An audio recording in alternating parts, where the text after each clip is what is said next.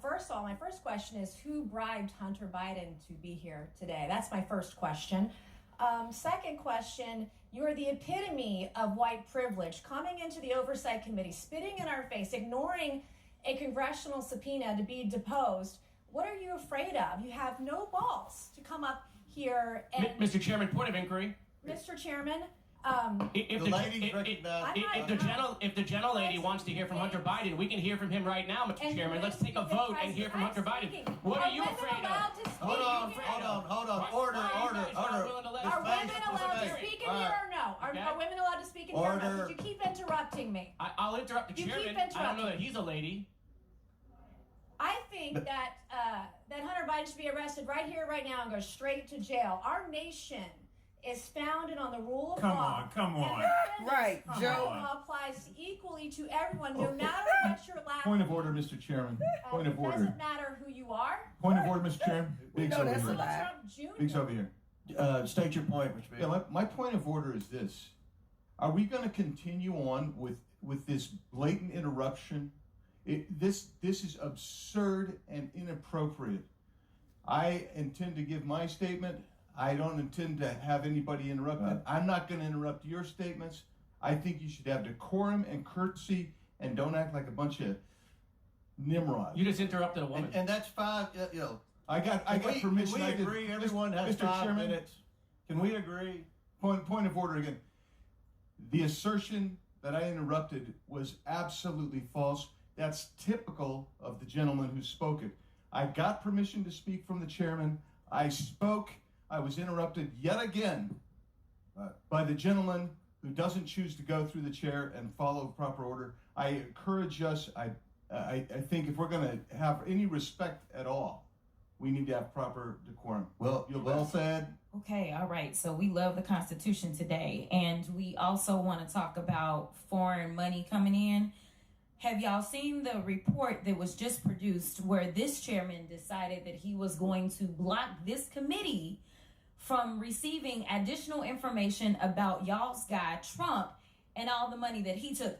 From what we did receive, we know that Trump got almost $6 million that we can account for, and we know that there's more there. From China specifically, we found almost $8 million total that he accepted from foreign governments while he was serving as the president of these United States. But we're concerned about the president's son who has not been involved in his administration. I just want to run it back, though, to the very beginning, because this is something that I just can't get over. I can't get over the gentle lady from South Carolina talking about white privilege. It was a spit in the face, at least of mine as a black woman, for you to talk about what white privilege looks like, especially from that side of the aisle. And let me quote your now ousted speaker and what he had to say about the Republican Party and y'all's lack of diversity. When you look at the Democrats, they actually look like America. When I look at my party, we look like the most restrictive country club in America. So let me tell you something. Y'all don't know what white privilege looks like, but I'm gonna show you a little bit of something. You see, you want to talk about a two-tier justice system, and this is the only time that y'all have ever referenced it, when this country has a history when it comes to black and brown folk of having two separate sets of rules. And right now what you want to do is have two separate sets of rules because Mr. Moskowitz offered y'all a fair situation. He said he would vote for Hunter to be held in contempt if y'all voted to hold all, even if you remove all of the members of Congress. There's still other people that y'all haven't decided that y'all have excuses for, but y'all don't want to hold them in contempt. But for some reason, it makes sense to hold Hunter Biden in contempt, who has tried to comply. And let me tell you why nobody wants to talk to y'all behind closed doors, because y'all lie. That's just the bottom line. You have done it thus far in this investigation. You have done it this far as it relates to this committee. And every single hearing, y'all spin. I don't know how y'all are still standing right now, because you should be quite dizzy from all the spinning that you're constantly doing when it comes to spinning the truth. You talk about free and fair elections, but you back a guy who we know tried to steal the election. And this isn't about what Democrats have to say. Let me remind you, for those of you that don't know how the justice system works, It's not a matter of the president went in and indicted Trump, but we are talking about grand juries. Exactly. Grand juries are comprised of American citizens. And the people that have entered pleas of guilty that will be flipping on your leader in a minute, they are Republicans. I do want to point that out. And half of them were Republicans that were handpicked by Donald Trump himself. So, to be clear, whatever happens to your little leader, it's going to be because of the actions that he took. So you can talk all you want to about how January 6th was nonsense, but all of y'all were running. At that time, y'all were grabbing y'all's gas masks and running. Y'all were running to your offices. And you didn't know if they were coming to kill you. You should have cared that somebody was there to protect you, but instead you want to play games because you found out that it was your leader that decided that he wanted to propagate an insurrection on our country. So don't tell me that you care about the Constitution, because you don't. All you care about is Trump getting reelected, and I'll yield the last of my time to my Mr. Chair, just to address briefly, quickly that moment about privilege and all of this that we're seeing here.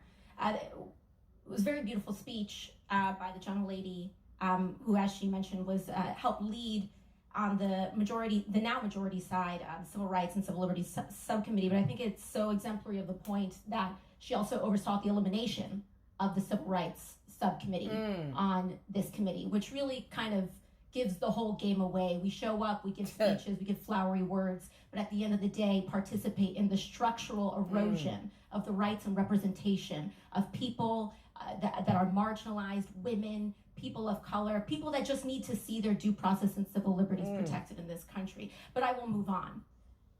Get him, Ocasio. As also the Republican side had mentioned in their many raisings of the January 6th committee, that it's not just Hunter Biden, you, me, any individual subject to equal treatment under the law, to be held up to accountability under the law, but it is also these committees and this committee that is subject to oversight and law.